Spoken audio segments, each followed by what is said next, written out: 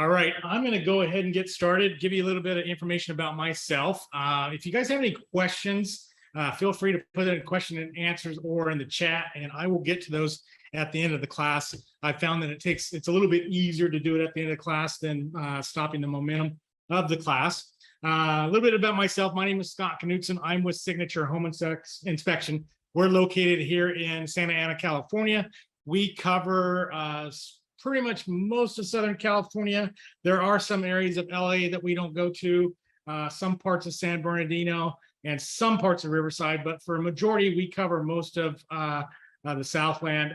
We do some in Northern San Diego County, but a majority of our business is here in Orange County. So we can do home inspections, commercial inspections, sewer inspections, pool inspections, radon testing, mold inspections. So if there's any type of inspections that you need, we are able to do those, or we can help you find somebody that can. So at the end, I'll give you our contact information if you have any questions for me, or if you want to have any information on our website or my email address, I'll send that to you, or I'll give that to you guys at the end of the class. So let's get started. So this class is called Managing the Home Inspection. Now, keep in mind, I am a home inspector. I've been doing this for 20 years. This is my experience from, we do, from about 100 to 125 inspections a month. So, we do a lot of these. So we see a lot of things over the years. And so this is what the information that I've gathered, and hopefully it'll help you guys manage the home inspection a little bit better. So, so the things we're going to go over is going to be directing your clients to the best inspectors, what to look for, equipping the buyer for the home inspection. I can't emphasize this enough. I think this is the most important thing that you can do on your end, is make sure that your clients are well aware of what the inspection is, what it isn't, the process, what you're going to do after the inspection. That is going to go a long way from them freaking out whenever they get the inspection report or whenever they find or get the findings. We do a pretty good job on site of trying to, explain in layman's terms what we're showing them. We're not there to scare anybody. We're there to try to present the findings in a non-alarmist manner. And so, but on your end, I can't tell you how many times that we've had the inspection and the client has no idea what's going on. So if you can prepare them a little bit more for what the inspection is, that makes the process go a lot easier. Also advising the seller on the process. A lot of times we get there and the seller will say, how long is it going to be? Half hour? And it's like, your house is 4,000 square feet. We're probably going to be here 3 to 4 hours. And then they're like, oh my gosh, I wasn't planning on this. So again, making sure that you're, going over this with sellers, what the benefit is to the seller, how the seller should prepare, and then also should the seller be present? We'll go over that kind of stuff. And that depends on location, real estate. I know in some areas of the country, most of the time, clients don't even show up until the end. Home inspectors have access to Supra, and then nobody comes at the end. So it just really depends on geographical areas. But here in Southern California, most of the time, the seller is not present. If they are, they're typically somebody that just doesn't like to leave their house. They don't like anybody being in their house alone, or they're concerned. Usually there's a, they're paranoid about something. I don't want to say paranoid, but something's going on that they just want to be aware of. So, and then also things that the inspector will ask for. For example, there's certain things that we have to have before we can go out to the property. One is an inspection agreement. Our insurance companies have made changes recently to where they will not cover us unless we have an inspection agreement signed before we go out to the property. And that's a recent change. Before we could get it signed on site, and now they want it before. So certain things like that. If you, there's been times where I've had people say, well, my other inspector never asked for that. If your inspector's not asking for an inspection agreement to sign, he's most likely not insured, because insurance requires it. And then frequently asked questions. So we're going to go through these here shortly. So first of all, what is a home inspection? So there's a few different associations in our industry, but most of them will agree to this one common thing. So a home inspection is an objective visual examination of the physical structure and systems of a home from the roof to the foundation. So the key word there is visual. We're not there opening walls. We're not there moving big pieces of furniture. We're not there tearing stuff apart. We're not pulling back carpet. We're not pulling off roofing. It's a visual inspection. It's something that we can see with an eye. And then also objective. I always tell people, if you have a house and you hire 10 different inspectors, you're most likely going to get 10 different reports. Now, does that mean they're going to be way off? No, there's going to be some inspectors, it's a human element. Some inspectors are going to focus more on one item. You know, for example, I know an inspector that focuses on the corrosion on the shutoffs underneath the sinks. To me, that wasn't such a concern until I came across him, and I'm like, well, you know, yes, it's a concern, but it happens. It's not leaking. We can point it out, but you know, it's going to be a maintenance item. Well, on their end, they think it needs to be repaired. So that's kind of an example there. So for me, I get the question a lot of times, what's major? Well, for me, major would be roof, structural, environmental concerns, mechanical systems that are old, plumbing that has to be completely redone. You know, for example, they have galvanized piping. If they have to rewire the whole house because of knob and tube wiring, that to me would be something that would be major. But I have to really tread lightly on that, because some clients may think that a GFCI that has failed could be major for them. So when we get asked that question, I kind of go over that with them and explain to what I would think would be major, but I would explain to them that they might not say the same way. So, and then also the inspection is from the roof to the foundation.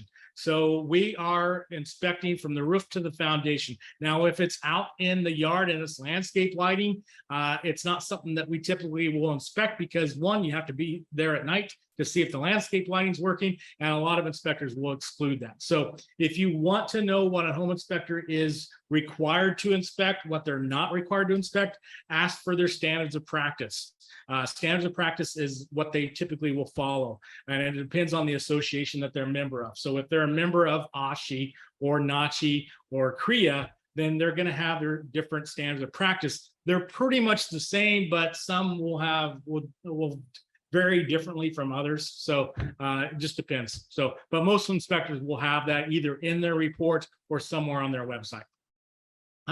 Having a home inspection is like giving a home a physical checkup. So what I usually tell clients on site is I'll say, listen, we're just like a general practitioner for a home. So we know a little bit about the roof. We know a little bit about the foot, the foundation, just like a doctor would. So if there's something, for example, at a doctor's, he may know something about the foot, but if it's something that's needs to have further evaluation, he's going to say, hey, you need to go to a podiatrist. Here's the recommendation.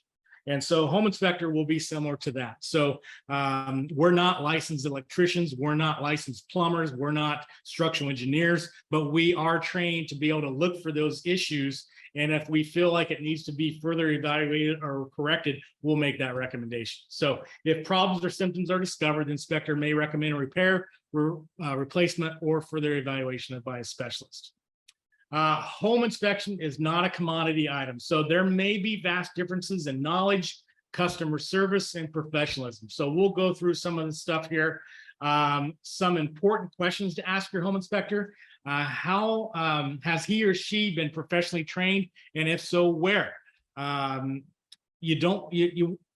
main thing is that if you're going to hire a home inspector, don't go by price. You want to know what their qualifications are. One, you should know how long they've been doing the inspection. In my opinion, if they haven't done at least 1,000 inspections, they're not ready to inspect your house. They should have at least 1,000 underneath their belt before they are adequate to go through that. That's just my personal opinion. So if you've got a brand new inspector that started 6 months ago, and is taking your money, for a home inspection, or taking your client's money for a home inspection, be careful, because there's a lot of new people out in the industry, similar to your industry. There's a lot of new real estate agents. Doesn't mean they can't be a good inspector, but they need some time. In my industry, my hardest problem that I have with my company is hiring inspectors, because it takes so long before we can get them out in the field. And by the time we get them out in the field, the market might have changed. So for me, if they don't have any kind of training, like maybe they've had they've taken classes and they've got their certification, that doesn't mean they're ready to go. It's still going to take me another 3 to 6 months before they're ready to go out in the field. Just kind of be aware of that. So I would say, find out where they've been trained, how they got trained. When I did my classes 20 years ago, they didn't have online training. They didn't have where they could send you the books and you could take the classes online. You actually had to go to a physical class. Now they can take classes online. They can do it at their own pace. They can still go to classes in person, but they can do so many different ways now. So there's training associations out there. I would find out where they were trained.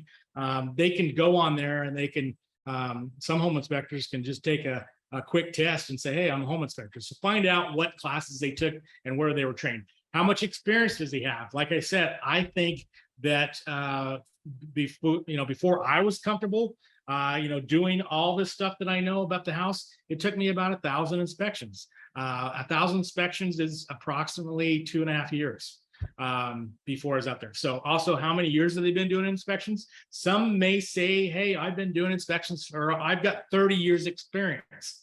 Doesn't tell you how many years that they've been spending inspecting.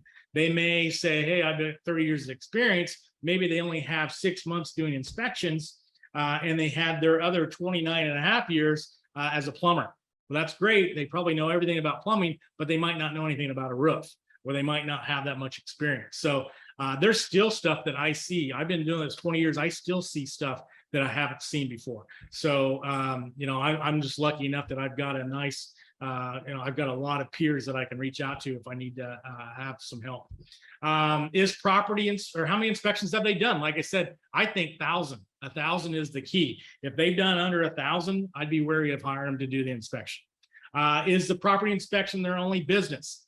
I can usually tell if a real estate agent, if that's not their full-time job, because they will always call and say, hey, I need the inspection after 5 or on weekends. Well, they typically will probably have a full-time job.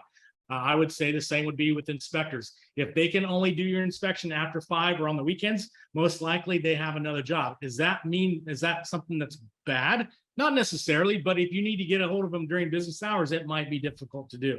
I know a lot of firemen that are getting into the inspection industry because they work, sometimes 3 or 4 24-hour shifts in a row, and then their days off, they can do inspections.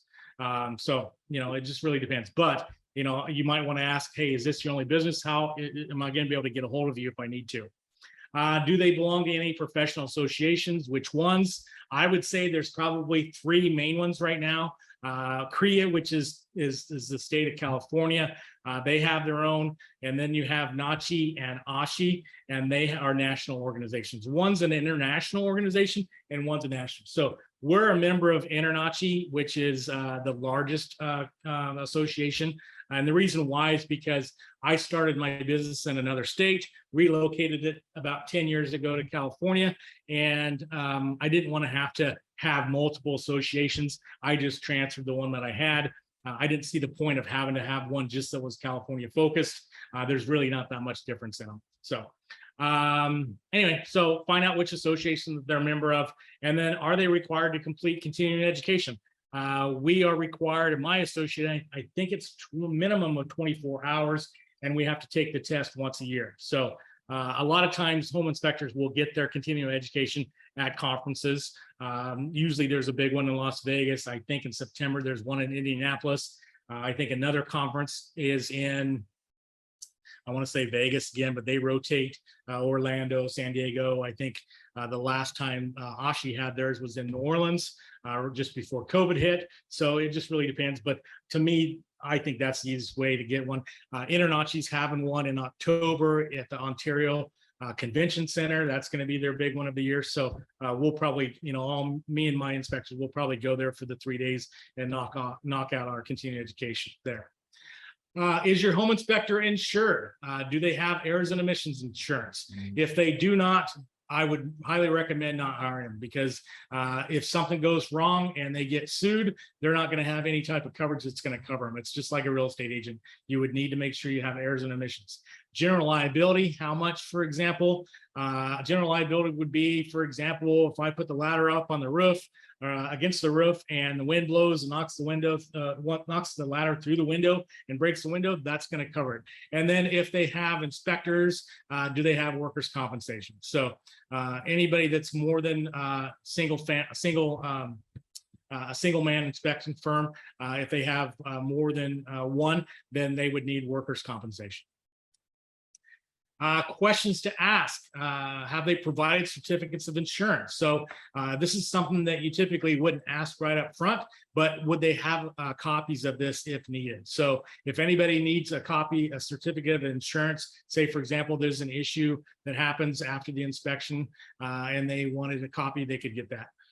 What is the structure of their company? Are they LLC? Are they an S Corp? Are they a C Corp? Are they individual? Sole proprietor? Again, are they likely to be around 2 or 3 years from now? I know a lot of inspectors.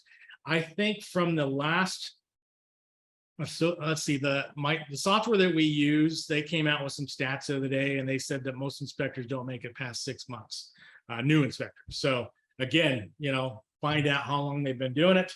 I'm not saying, you can't hire who you want, but, I would make sure you vet your inspectors. Because they're going to be representative of you. If they show up and they're not in a uniform, if they show up and they're driving an old clunker car that's leaking oil, that represents you. Do they have to have a car with a logo all over it? No, but at the same time, you don't want an inspector pulling up in the driveway with a beat up car that looks like it hasn't been washed in 3 weeks and it's leaking oil all over. So, make sure you vet them, and also look at their reviews. I can't tell you how many times I've had clients call us and say, well, my inspector referred us to 3 home inspectors. I looked them up online and their reviews were terrible. That's how we found you guys. So again, look at their reviews online. If you've been referring an inspector forever and you haven't looked at their online reviews, you might want to do that, double check, because I'll give you an example. There was an inspector several years ago that had great Yelp reviews, and all of a sudden, out of nowhere, his review rating went from 5-star down to 2. And I'm like, what's going on with this guy? Started reading his reviews, and he was just basically showing up doing inspections and not kicking out reports. And then the people were talking about, we think he's got some kind of family issues and so forth. And so just like that, he was a 5-star home inspector for many, many years. And then something happened personally, and he went down to a 2-star because he was doing the reports, he was doing the inspections, but he wasn't kicking out reports. So anyway, and then were they around 2 or 3 years ago? How long they've been in business. So again, I don't have a problem with telling people, hey, we've been in business for 20 years. That's actual home inspection experience. Now, as far as construction experience, I'd say we've got 30 years, because 10 years prior, I had construction experience when I was in college. So anyway. What to look for in a company. So the realtor should look for the same qualities the client is looking for. Ease of scheduling. Can they schedule online 24/7?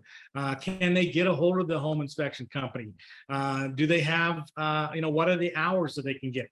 We have an online scheduler that you can actually go in and pick the date and time and the inspector that you want, and it is real time. So if it's not on the schedule, it's not available. So you can go on there, you can go through the process, fill everything out, and then choose what dates and times that you want. Now, again, you're not going to be able to choose a 1:37 p.m. inspection. We have certain times that we have to, adhere to, because we try to maximize our schedule. But we give you 2 time slots each day with multiple inspectors. And so we should be able to get you in within a day or so of when you need to do the inspection. So ease of scheduling would be important. Again, online, if you need to place a phone call, if you need to email it. Why anybody wouldn't do it online is beyond me, but some people still like to send a text message or call and do the inspection, which, most of our top agents will go online now and just schedule it online because they know that it's easy. And then also, do you have somebody answering the phone? So I have an assistant that answers the phones. He can change schedules. He can, take payments over the phone. He can do all that kind of stuff. So, and then longevity, stability. How long, like I said, how long have they been in business? How long have you been doing this? Are the reports that are clear and understandable. So I personally think our report software is the best in the industry. I think it's clear. I think it's straight to the point. It's got photos. It's got videos. It actually has a way that you can actually build a repair request addendum inside the report. So what I'll do is, before we get off, I'll type that into the chat where you can see some sample reports of what ours look like. But like I said, I think ours are, in my opinion, the best. I've gone through pretty much every software that's out there, and this one is hand down. This one came out about 2 or 3 years ago, maybe 4. And we were one of the first companies that came onto it. And now they've got over 6,000 inspectors across the country that's on it because of how popular it is. Anyway, and then also professional demeanor. How are they with your clients? Are they polite? Are they professional? Again, like I said, you don't want somebody showing up looking like they're hungover and they smell like cigarettes, and they're wearing torn jeans, and they just have a regular t-shirt on. Professional demeanor, they represent you, and they should be able to put that out there for your clients. I'll give an example. So there may be inspectors that are really good and knowledgeable at what they do, but if they can't present their findings in a non-alarmist manner, and they're not professional, it looks bad. I've seen it. I've seen inspectors that are great. They know exactly what they're doing, but as soon as they start doing the presentation or the review, it's just, holy cow, this guy doesn't really know customer service. He's crass. He's rough around the edges. Maybe that's what some people like, but I would say in today's industry, they need to have a professional appearance and a professional demeanor. And then also, again, like I said before, do they have comprehensive insurance? So make sure that they have all the insurance that we talked about before. What inspection format is used? So there's 3 different types of formats that you can use. You can have, this is a report. You can have a narrative report, which is basically, this is what the issue is, this is what you can do, and this is who you would contact. If you have a checklist, these are probably my least favorite. These are some of the older style reports. A checklist is basically where they just basically go through and do a check. And it will say, was the furnace working? Yes, no, needs maintenance, for example. And that's all it's going to say. It's going to say yes, no, needs maintenance. So it really doesn't do a lot. And then there's a hybrid. Some people will do a hybrid where there will be a checklist and a narrative. I don't really like that because it's kind of a fluff. It just adds a lot of stuff to the report that the clients aren't typically going to read. And so I like the narrative style. I like, this is what the issue is. This is what you should do about it. This is what, who you should contact. And then there's a picture of it. We put a lot of pictures in our reports. What should the report contain? The items checked, items not checked, and why. So the report should basically state, what it's going to cover, what it's not, what items that you're doing, what the inspector is looking for, what items that they're not inspecting for. For example, most inspectors, if you want a mold inspection or a sewer inspection, those are going to be additional inspections. They're not going to be included unless they have a package type price. And then, does the report contain items not functioning as designed? So your report should have that. Like I said, I will go on here as soon as we get done with this presentation. I'll type it in at the chat so you guys can have that link to our sample reports and take a look at what ours look like. Inspection format, again, continued. The 3 Ds, detection, description of each concerned condition. And then also description, explanation of potential ramifications. So basically, what would happen if this doesn't get resolved, and then direction of resolution, how you should either take care of it or who you should contact. So basically, the 3 Ds, detection, description, what the issue is or the concern, and then description, explanation, what the potential ramifications are if they don't do this. And then direction or resolution. So for example, if there's a roof that has multiple tiles that are loose or missing or damaged, we would note that. And then we would note that if this is not fixed, you have potential leaks and mold. And then, we don't typically use the word mold, but we would say, microbial growth, for example. And then direction for resolution, what should be done, who should be contacted, and how they should fix it.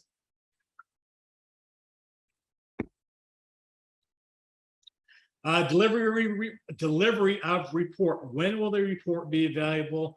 How will it be delivered? Will the inspector be readily accessible for questions about the property of the report after the inspection? So if you're still using inspectors that are taking 2 to 3 days to get reports out, they're doing something wrong.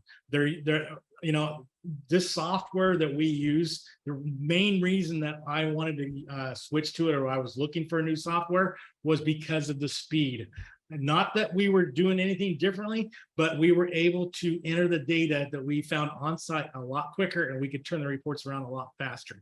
The software I had before, we did the inspection, we weren't on site as long, but we had a lot more to do back at the office. So every inspection that we did, we would spend another hour to 2 hours sometimes on the inspection. Today, with the software that we have, we can have it done pretty much on site. Some inspections we can send out as soon as we're done. Others, if we need to do a little bit of proofing and add a sewer scope, for example, or some videos that we need to add, then we might send it a little bit later in that day. But if you're having an inspector that's taking 2 or 3 days, they're being resistant to changing their process.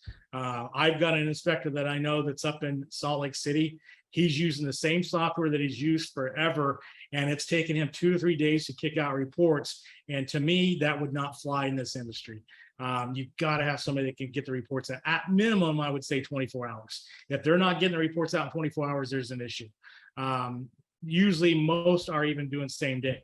And the reason why is because the software is now on an app on the phone. We can actually go in and we can take our phones, and all the phone it's on the app, and we can go in there and we find the item, we mark it on the app, we take a picture of it, we place the arrow, boom, it's in the software.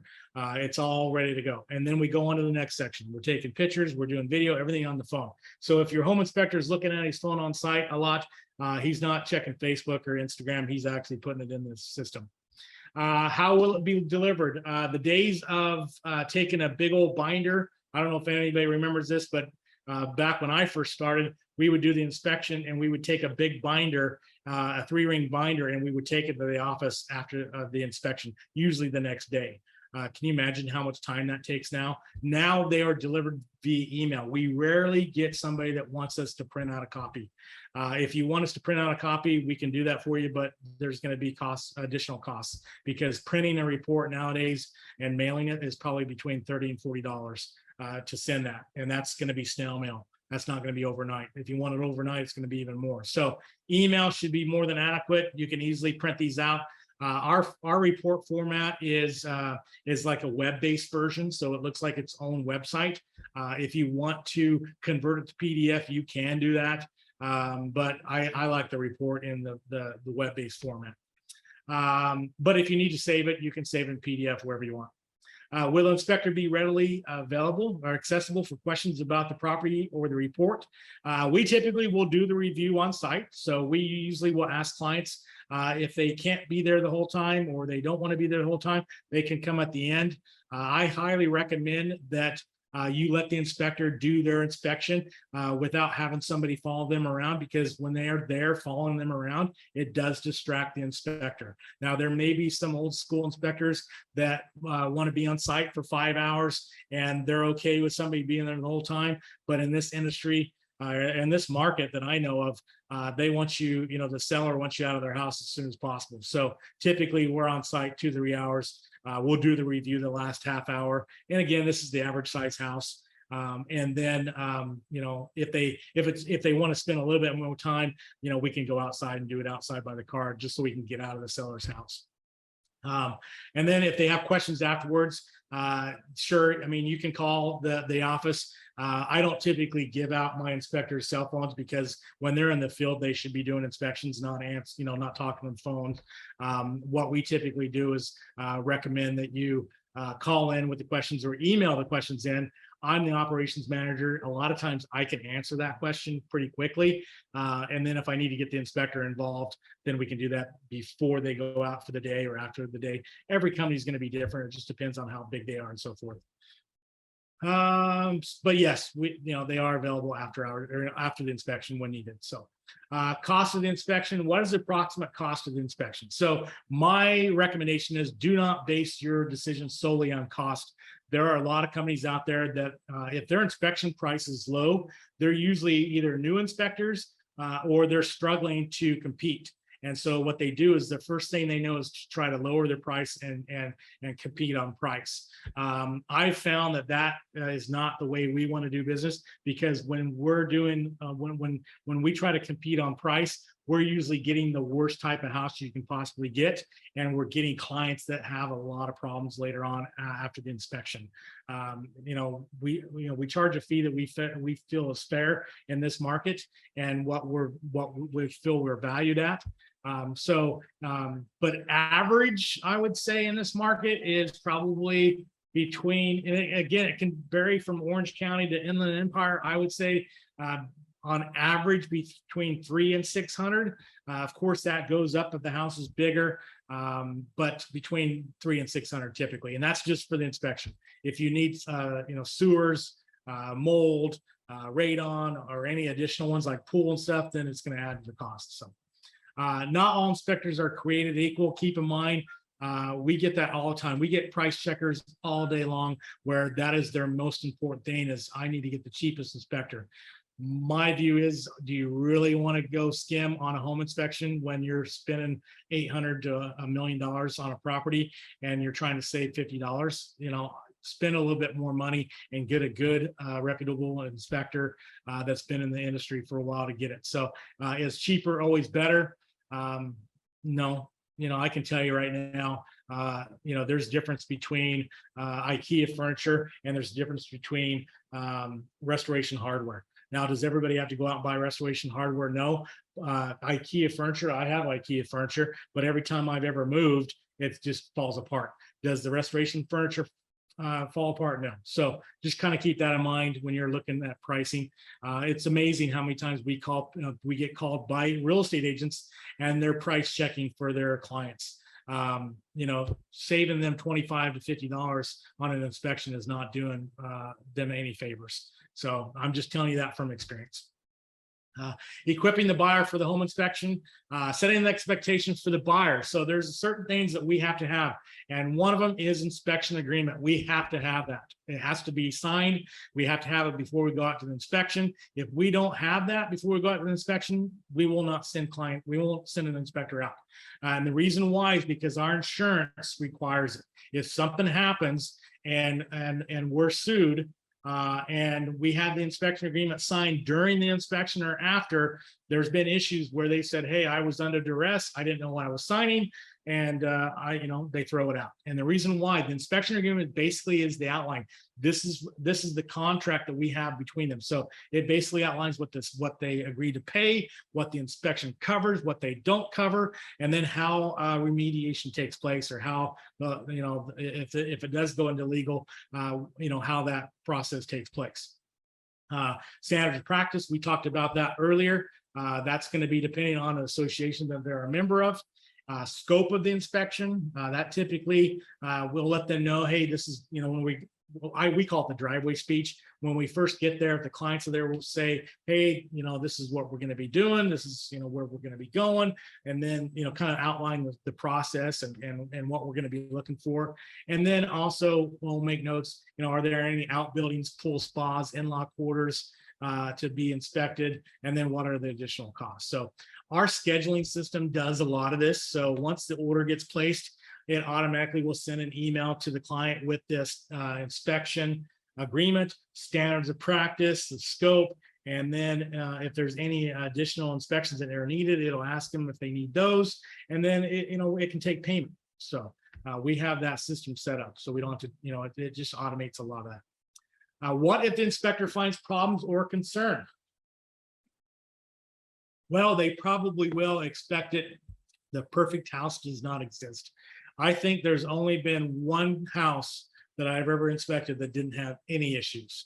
And it might have been something that would have been minor that I found. There's been houses where there might have been 3 or 4 things that were kind of minor, but there's never been a house that I didn't find something. Does that mean that I'm going in to tear the house apart every single time? No, but we're there. That's what we're there for. The clients hire us to give them a snapshot, give them an idea of what they're buying. This place that I bought 3 or 4 years ago, I didn't do the inspection on it.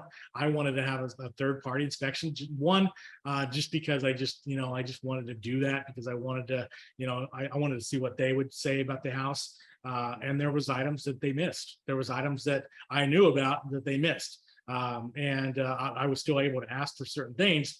But they didn't find the stuff that I would have found.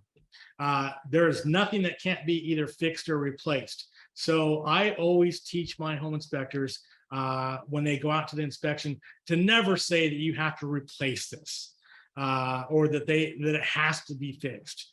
We don't know what the contract says, but we'll go out there and we'll say, hey, we recommend that, this be looked at further. The electrician will tell you, for example, electrical service panels. There are several recalls out there. And so we know in our verbiage that it has to be further evaluated by electrician.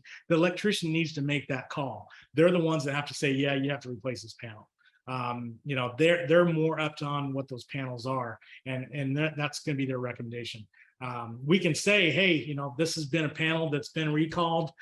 They typically recommend that it be replaced, but you should have it further evaluated, and the electrician will be able to tell you if it should be or not. So, but anyway, there's nothing that can't be fixed or replaced. Sometimes people will ask us, can I do this, or can I remove this wall? I'm like, well, you can do anything you want. It just depends on how much it's going to cost. Buyer freakout syndrome. So if the buyer chooses to move on, they will always find a house with concerns they can live with, and someone else will buy the first house. It is all a matter of particular buyer's level of comfort. I can't tell you how many times that we've done an inspection for clients that didn't do the inspection, didn't buy the first house, came back a few weeks later and says, hey, we didn't buy that first house. We want you to do an inspection on the second house. And they were so much happier on that second house. And sometimes we don't even know that the first deal fell apart until they call us the second time. It happened to me. My very first house that I put an offer on ended up falling out of escrow because the day before the inspection contingency was to fall out or to finish the deadline, I went over there. It was raining. I looked in the basement and it was flooded. There was leaks all over the place. And we went back to, it was a bank-owned property. We went back to the bank and they said, no, we're not going to do anything. So I'm like, all right, I pulled out. Next house I found was in a better neighborhood, had a swimming pool, bigger lot. I was like, yeah, great. I found something better. So also, inspectors do not kill deals. Conditions, people, buyers, and sellers, they're the ones that kill the deals. We're just there to do the inspection. Now, can I say that not every inspector? Of course, there's going to be these inspectors that are not good with explaining explaining the findings. I've heard about them. I know that, and I talked about them earlier, where these guys are great home inspectors, but they do not know how to present their findings. They come across craft. They come across, like, this has to be fixed, or I would never buy this house, for example. Yes, those type of guys do exist out there, but overall, we're there to do a job for the client. Do you really want your client push them into a house that's going to have all these repairs they're not comfortable with? They're going to find something else, and they're going to appreciate it more later on. And then also set realistic expectations in the beginning to avoid that. Like I said earlier, that's the number one thing that you guys can do on your end to make it smooth, is to go through the process with them. Explain to them the home inspection process. Explain to them that that their home inspector is going to find something. Explain to them that what you're going to do after, the whole process. If you've never been through a home inspection before, contact me. I'd be happy to take you out with one, as long as the other parties are okay with it, and show you what the process is. One of these days I'll do a video and upload it and show you what the full process is. But basically our process is, we go out, to the inspection. We typically are there about 15 minutes before. Once ever, we can do a lot of stuff in the car by, looking at the house from abroad, entering what type of roof it is, what type of siding, what type of pavement, so forth like that. And then we'll go at the, time of the inspection, ring the doorbell, introduce ourselves to the seller, introduce ourselves to the buyer, introduce ourselves to the real estate agents, do the driveway speech, explain what the process is, what we're going to do, and then we do the inspection. We let the clients know that, hey, if you're going to be here the whole time, go through, this is your time. This is your time to go through the house, open drawers, close doors, look around, do measurements, check out, windows and stuff, so forth, check out blinds. And then at the end, we'll do a review and we'll go over everything at the end. And then we explain to them when they can receive the report. So that's our process. But on your end, explain that to them. Let them know what they can expect, because there's going to be there is a lot of new first-time home buyers, especially with these millennials that are entering the market for the first time. They know all this stuff, or they don't understand all this stuff. So kind of explain that to them.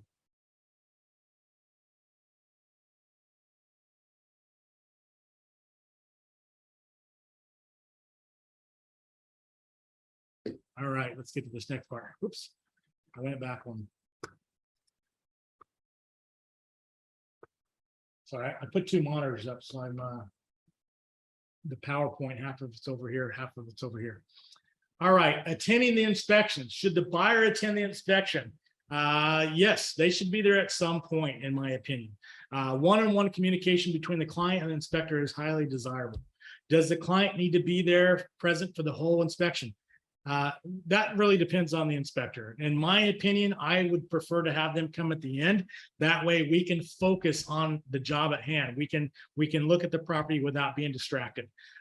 There's been so many times where clients have come and they followed me around, or they're pulling me from different locations, and I have to manage the process. I have to say, listen, there's a process that we follow. I'm going to go over that at the end.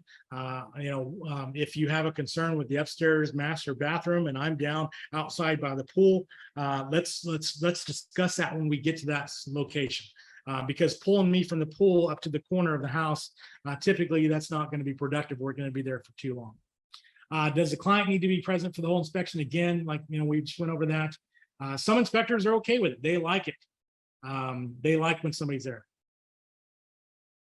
Let's see, who should the buyer bring to the inspection? My recommendation is that it should only be the buyer, the immediate buyers, not the whole family. This is not an open house. However, I understand that, but just keep in mind, since you're the real estate agent and you open the property, you're responsible for anything that happens. If you've got a whole herd of kids running around the house and they break something, guess who's responsible? You are. Not me, you are, because you opened it. And again, if the home buyer decides to bring their father-in-law that used to be a contractor 10 years ago, 20 years ago, that's just going to be more headaches for you later on. So my recommendation is the inspection should only be the home inspector, the immediate buyers, and then the real estate agent. Of course, listing agent can be there if they want. My opinion, I don't understand why they're there. They could be doing so much more things, but some of them will come at the end to get a wrap up. But the more people that are there, it slows down the process, and then you have way too many people's opinions. Buyers may desire other third-party opinions, and inspectors will respect that. However, too many guests may distract the inspector and the client. And like I said, I've heard so many times where the mother-in-law of the cousin shows up at the inspection and decides, I don't like this, or I don't like that, or if you want more options to kill the deal, bring everybody, because that's what's going to happen. I would try to keep it to as few people as possible. And also, sellers, they don't want that many people in their house all at once. So if they want to show their family and friends, set up another time for them to come out and show it. It's not really a good time to do it during the inspection. Answer your client's questions. Even the best inspector did not know everything, and a good one will admit it. There's times where, like I said, I see stuff all the time that I'm not familiar with. And what I do is that I've got a good, there's a lot of home inspection Facebook groups on, or a lot of home inspector groups on Facebook that I can post a picture and somebody within minutes will be able to tell me what it is. And that's, and I've got other companies that I'm in a mastermind group with that I could reach out to. So good inspectors will be able to tell you, hey, I've never seen that before, but I'll find out and I'll let you know. And then the inspector should be able to point the client in the right direction to solve any mysteries. If there's, sometimes people will ask me, do you know what caused this? I don't really like to speculate, but I can say, hey, this is what I think might have happened. But it's hard to say because we're only there for a couple of hours. We can kind of get an idea, maybe. We might be able to give you some direction, but we don't always know the answer to that question. And then good inspector will provide solutions, or at least a path to the solution. Buyer advice: explain to the buyer their options for dealing with conditions that the inspector may discover. And then also advise the buyer who's responsible for any property damage caused during the inspection. So when we do reviews, I do it standing up. And the reason why is because I've heard horror stories where the real estate agent, the inspector, and the party, they all sit down on the seller's couch, and all of a sudden the couch tips over and breaks a leg. Well, guess who's responsible for it? The person that opened the door. So I'm usually hands off when it comes to sitting on clients' chairs or sellers' chairs or anything like that. I usually will just stand up and if we're going to do the review, typically do it in the kitchen or out in the garage, and go through it. And then if they want to see individual areas, then we can follow that process. If there's any property damage caused during the inspection, we've got to advise the buyer on that. So explain to the buyer options, conditions. We've gone over that. Should the seller have immediate access to the inspection report? The owner of the report has some discretion as to who gets what and when. We have had buyers specifically tell us not to release it to anybody but them. And guess what? I have to follow that process because they're in our inspection agreement and our contract with the buyer.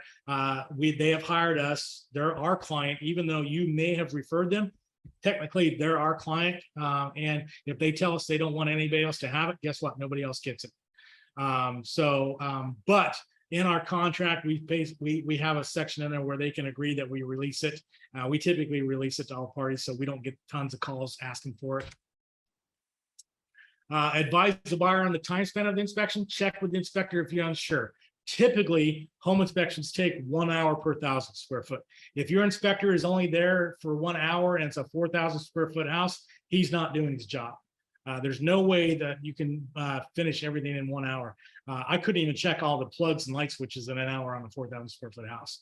They're not doing it properly. So does that mean if a 10,000 square foot house needs to be done in 10 hours? No. Usually you can do them a lot quicker. In our business, at my company, if the house is over 4,500 square feet, we usually send multiple inspectors out, which will cut that time down.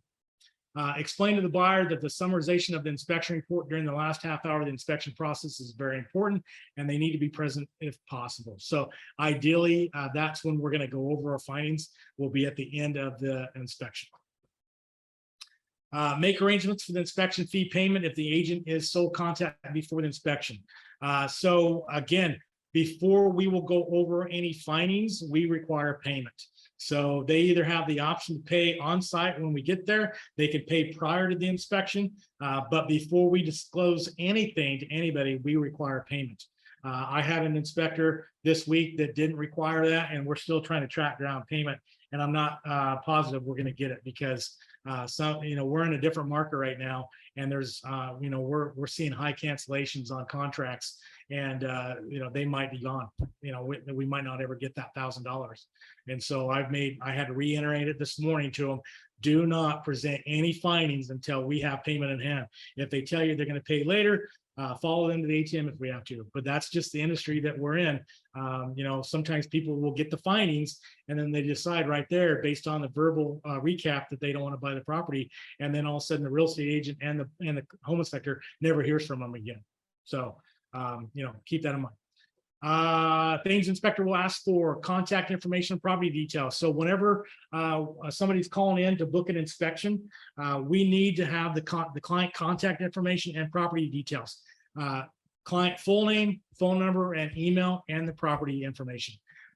Don't say, give us the client's name, the real estate agent's email and phone number.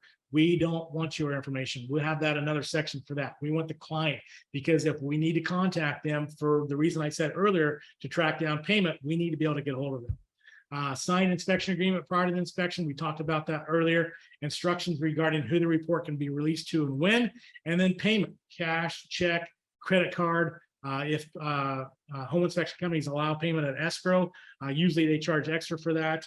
Access to the property, who's going to provide us access, and then utilities, make sure that they're on. If they're not on and we have to come back, there's another charge for that. We get paid, for our time slots, not to be making multiple trips to the property. And then pets. Pets can be an issue.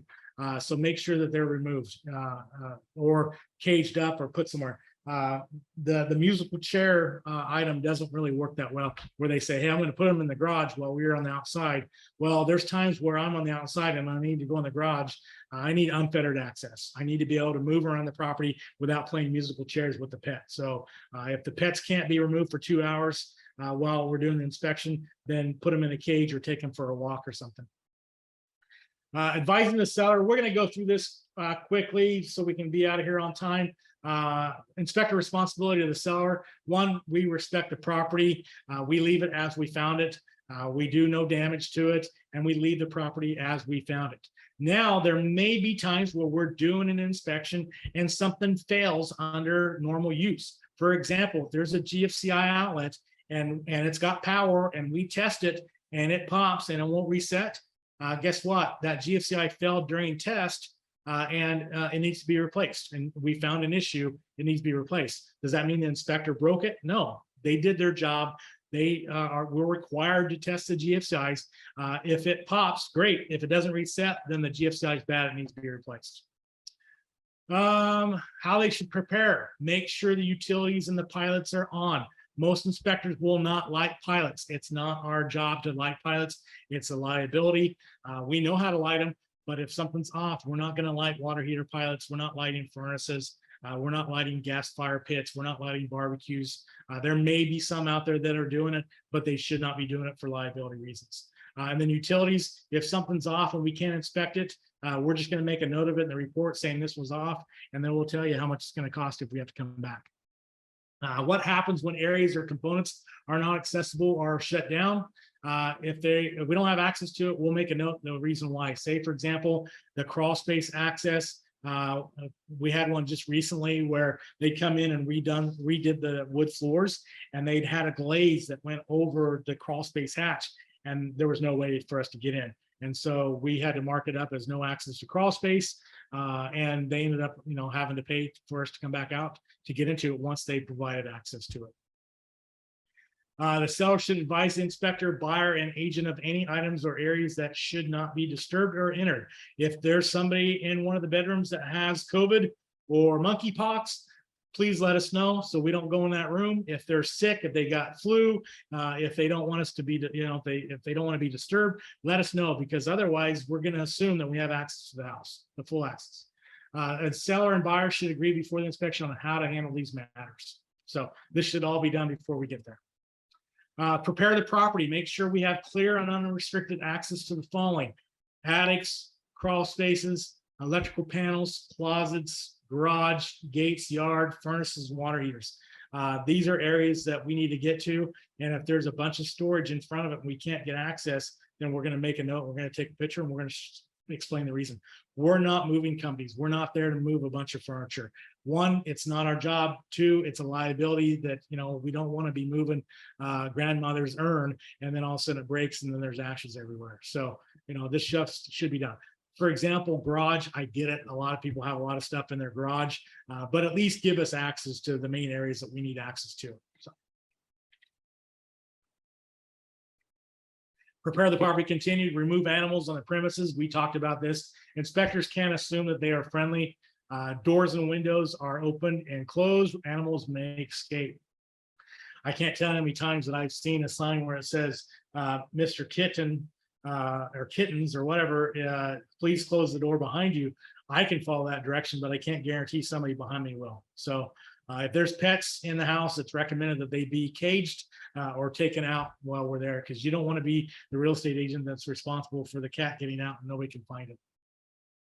How a pre-sale inspection benefits the seller, setting expectations. So this is on a pre-listing inspection. We're seeing a lot more of these now since the market has changed a little bit.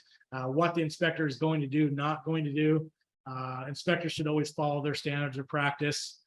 Report delivery, again, we're going to go over that with the seller. If it's a seller's inspection, when will they get a copy of the report? What are the potential ramifications of the inspector's findings? Conditions that are disclosed. Some findings may be negotiated between the buyer and the seller. Some conditions may be corrected, may depend on what the seller and buyer have agreed to in the purchase agreement.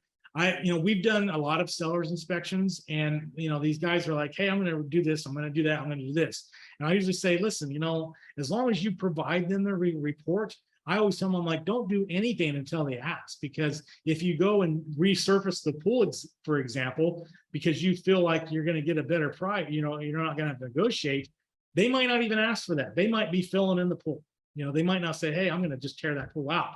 So, there's no reason for you to resurface it until they ask, and don't even bring it up. So how does the home inspection benefit the seller? May eliminate surprises later. We have a lot of agents that will call us and say, hey, I'm having a difficult time with this client. They feel like their house should be priced the same as the house across the street that's been completely renovated.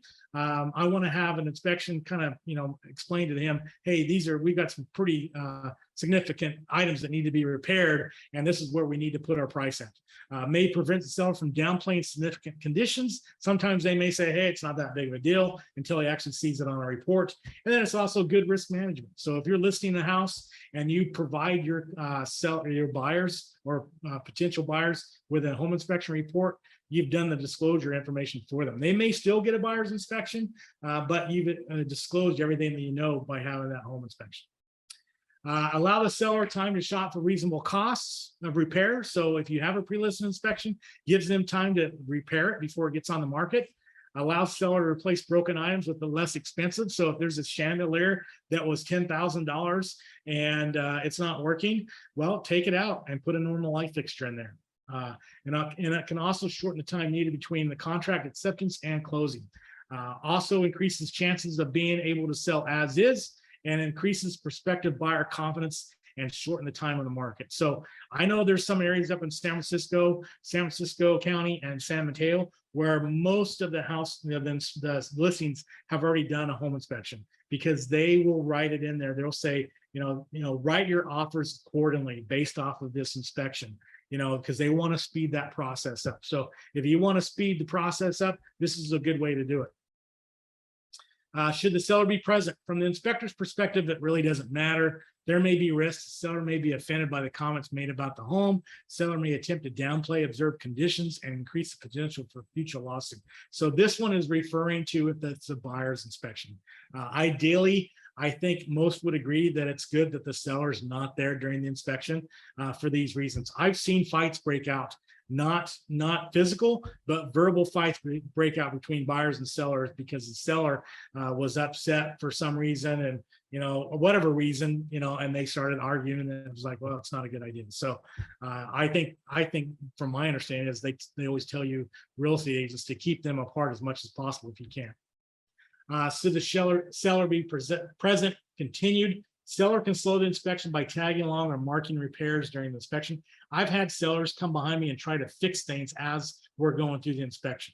The seller can make it difficult for the inspector to speak with the buyer confidentially, thus slowing the inspection.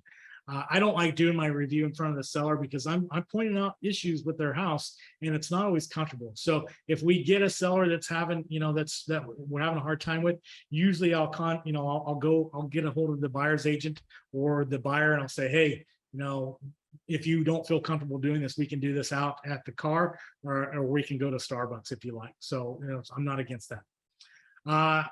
And then the inspector may have questions for the seller. So a lot of times they're there in the beginning. If they're there in the beginning, a lot of times they're asking me, hey, if you have any questions, here's my phone number. Great. If they can provide me with their phone number and I have any questions, I can give them a call. Dwelling history, repairs, renovations, unusual findings. A lot of times the agent, if the listing agent's there babysitting the house, during the inspection, I can ask them and then they can text the seller. Frequently asked questions. What about repairs? Most inspectors do not prescribe how something should be repaired, but rather what the end result should be. So again, we're not contractors. We don't tell you costs. We don't tell you how it should be repaired, but we tell you how it should operate. Repairs widely in quality and price, and oftentimes one bears no relation to the other. That's supposed to be on silent. I don't know why that's came on. Repairs vary widely in quality. There may be several different acceptable repair methods that may vary widely in cost. And the home inspector cannot do repairs. So there is one law on the books in California that inspectors are not able to do repairs on a property for up to 1 year after they've done the inspection. So if you're getting an inspector that points out a defect and says, hey, I can fix that for you for $300, he's breaking the law. Is a home inspection a guarantee? No. However, if a home inspector overlooks something per the standards of practice we talked about earlier, he or she should be willing and able to satisfy the client. What is an inspection? So again, an inspection is a process by which an inspector visually examines readily accessible systems and components of the home in accordance with the standards of practice. I've named the three main ones here again. You can see them here: NACHI, ASHI, CREA. And then readily accessible, available for visual inspection without requiring moving of personal property, dismantling, destructive measures, or any action which likely involve risk to persons or property. And then the next question is, why are home inspectors so picky? Why aren't home inspectors more picky? I can tell you, if you're buying a house, you want the best inspector. You personally, I have real estate agents that call us only when they're buying a property. And I know they're doing more inspections. I know they're doing more deals. Why are they only calling me to do their home inspection? You know, they're probably calling an inspector that's not going to kill their deal. So again, you know, I don't understand that, but it is what it happens. We see that. Let's see, will the inspector recommend whether or not to purchase the property? No, individual tastes, values, and abilities may vary. I don't ever tell anybody whether they should purchase a house or not. What may be an easy fix for one person may be impossible for another. Again, if there's any questions you have for me, here's my contact information. Our company's name, again, is Signature Home Inspection. Phone number there, 888-860-2688. The website is there. If you want to see a sample report, go to the website and look at where it says sample reports, and you click on that, and I've got a commercial sample report, I've got a sewer inspection sample report, I've got a home inspection sample report. If you need to reach out to me personally, you can reach me at scott@signaturemore.com. So hopefully this was useful for you guys. I know that's a lot of information to squeeze into 1 hour, but it is helpful use of information. And like I said, if you have any questions, feel free to reach out to me personally. You can reach me at that phone number, ask for me, or you can email me again at scott@signaturemore.com. Thanks, everybody. Have a good day.